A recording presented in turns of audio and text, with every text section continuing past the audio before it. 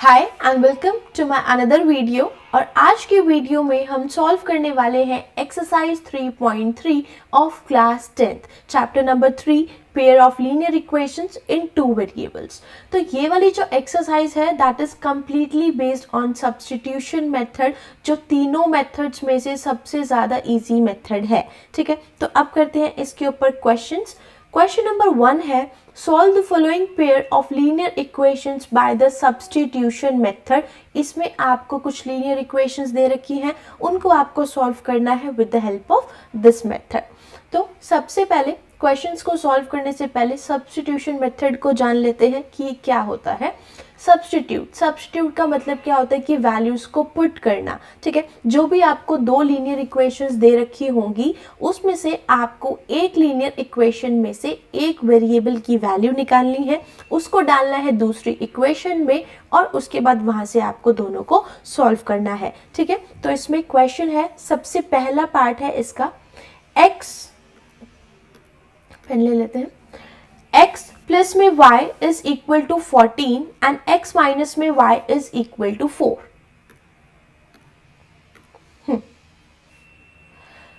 सबसे पहला स्टेप है कि हम इन इक्वेशंस को नाम दे देते हैं। x plus y is equal to 14, इसको हम मान लेते हैं first equation, and x minus में y इज इक्वल टू 4, इसको हम मान लेते हैं सेकेंड इक्वेशन। ठीक है, दोनों ही इक्वेशंस जो है सिंपल इक्वेशंस दे रखी हैं, तो हम फर्स्ट इक्वेशन से वैल्यू निकाल रहे हैं यहाँ से y की वैल्यू निकालने के लिए इस x को हमें राइट हैंड साइड में लेके जाना पड़ेगा। ये बन जाएगा 14 माइनस में x। ठीक है, यहाँ से y की वैल्यू निकाल ली।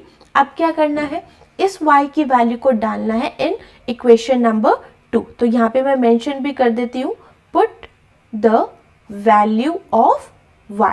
सो x will be as it is, minus में y की जगह पे डाल देंगे 14 माइनस में x इज इक्वल टू 4 हो गया। ठीक है, अब ब्रैकेट के बाहर में माइनस का साइन है तो इसको हम ओपन करेंगे, क्या बन जाएगा, ये x माइनस में 14 और ये माइनस का था तो ये प्लस का बन जाएगा, x इज इक्वल टू 4 हो गया। क्योंकि ब्रैकेट के बाहर जब भी माइनस के साइन होते हैं तो ब्रैकेट के अंदर के साइन चेंज हो जाते हैं। ठीक है, नाउ इसको ऐड करेंगे x and plus x, it will be equal to 2x minus में 14 इज इक्वल टू 4 हो गया। So 2x will be equal to, constants को एक तरफ रखेंगे, हम इस 14 को लेके जाएंगे राइट हैंड साइड में, ये बन जाएगा 4 प्लस में 14। सो 2x it will be equal to 18 and x will be equal to 18 divided by 2, ये आ जाएगा आपके पास 9 के इक्वल। तो यहाँ से आपके पास एक वेरिएबल की वैल्यू आ गई,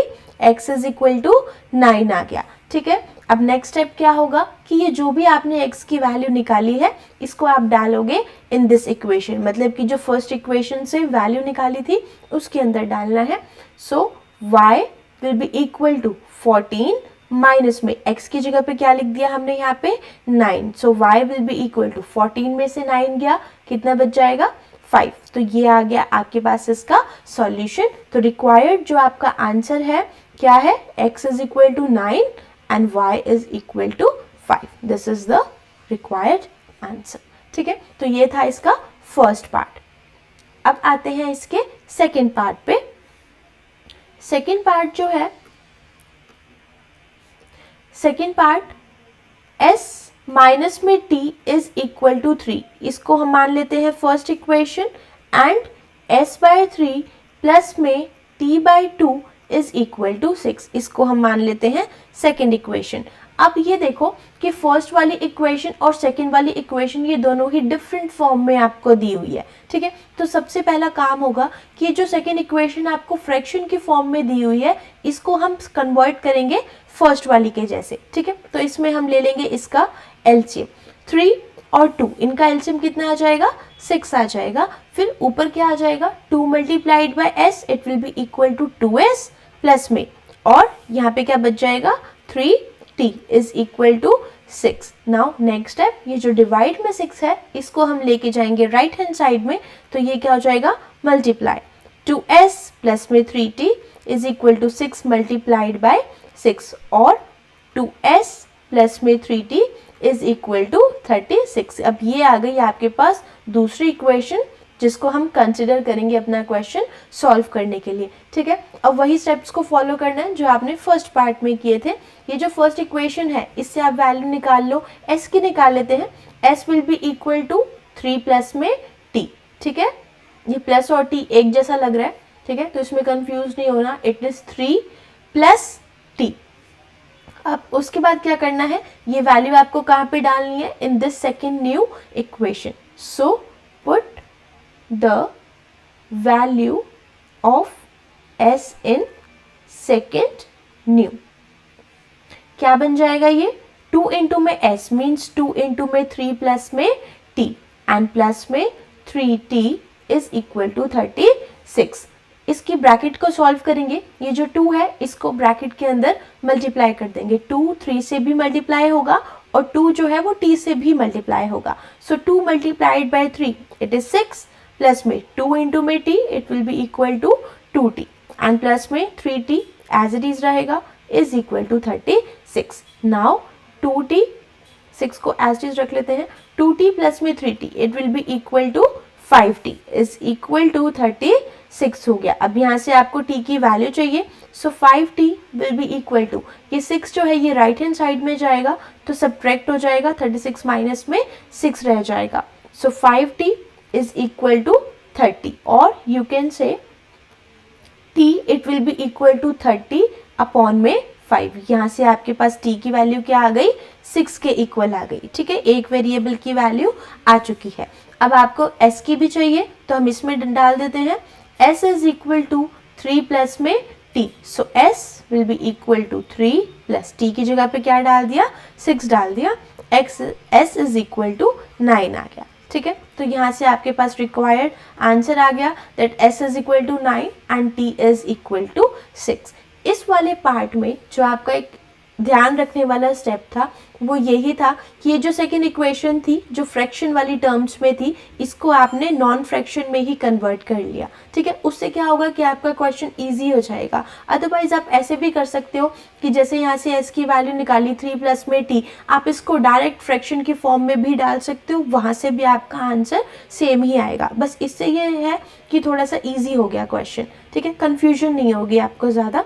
तो यहाँ से ये था इसका सेकेंड पार्ट। अब इसके बाद आते हैं इसके नेक्स्ट पार्ट पे। 3x माइनस में 3 is equal to y, sorry 3x minus में y is equal to 3 and 9x minus में 3y इज इक्वल टू 9 है। ठीक है, जस्ट अ सेकेंड। ओके, इसको हम मान लेते हैं फर्स्ट इक्वेशन। 3x माइनस में y इज इक्वल टू 3, ये हो गया first, and second is 9x minus में 3y is equal to 9। This is the second equation. First equation से वैल्यू हम निकाल लेते हैं यहाँ से y की। y को अगर हम राइट हैंड साइड में लेके जाएंगे तो ये पॉजिटिव बन जाएगा।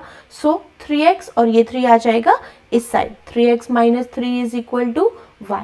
ये आ गई एक वेरिएबल की वैल्यू। अब इसको डालेंगे in this second equation. So 9x minus में 3 एज इट इज, y की जगह पे क्या लिखना है, 3x minus 3 is equal to 9 हो गया। अब ब्रैकेट को सॉल्व करना है, 9x as it is minus 3 into में 3x, ये बन जाएगा आपके पास माइनस का 9x and minus 3 multiplied by minus 3 ये आपके पास बन जाएगा प्लस का 9, क्योंकि माइनस और माइनस को जब हम मल्टीप्लाई करते हैं तो वो प्लस का बन जाता है एंड राइट हैंड साइड में तो 9 ऑलरेडी है। अब इसमें देखो 9x से 9x तो कैंसिल हो गया, लेफ्ट हैंड साइड में 9 बचा और राइट हैंड साइड में भी आपके पास 9 बच गया। ठीक है, तो ये एक यूनिक केस है। यूनिक केस कहने का मतलब क्या है कि ये वाली जो इक्वेशन है y is equal to 3x minus में 3, ये x की हर एक वैल्यू के लिए ये इक्वेशन ट्रू होगी। ठीक है, it is true for all values of x। तो इस केस में आपके पास एक पर्टिकुलर सॉल्यूशन नहीं होगा, इसमें आपके पास इनफाइनाइटली मेनी सॉल्यूशंस आ सकते हैं। ठीक है, आप कितने भी सॉल्यूशंस इसमें निकाल सकते हो। ठीक है, और ऐसा क्यों हुआ है, क्योंकि अगर आप ध्यान से देखो ये जो हमारी इक्वेशन 3 3x माइनस में y इज इक्वल टू 3, और जो ये दूसरे वाली थी 9x माइनस में 3y इज इक्वल टू 9। अगर मैं इस सेकेंड वाली इक्वेशन में से 3 को कॉमन निकाल लूँ तो अंदर क्या बच जाएगा, 3x माइनस में y इज इक्वल टू 9 रह गया, ठीक है। और फिर अगर ये वहाँ पे जाएगा तो ये सेम ही बन जाएगा, मतलब कि ये जो दोनों इक्वेशंस है ये सेम इक्वेशंस है, ठीक है। इसीलिए इसका एक पर्टिकुलर सॉल्यूशन नहीं होगा, it has infinitely many solutions and आप कोई भी वैल्यू डाल के अपना सॉल्यूशन निकाल सकते हो। तो ये था इसका थर्ड पार्ट। अब बाकी के पार्ट्स जो हैं वो हम नेक्स्ट वीडियोस में कवर करेंगे। Thank you for watching. अगर आपके माइंड में कोई भी डाउट है आप मुझसे कमेंट सेक्शन में पूछ सकते हैं।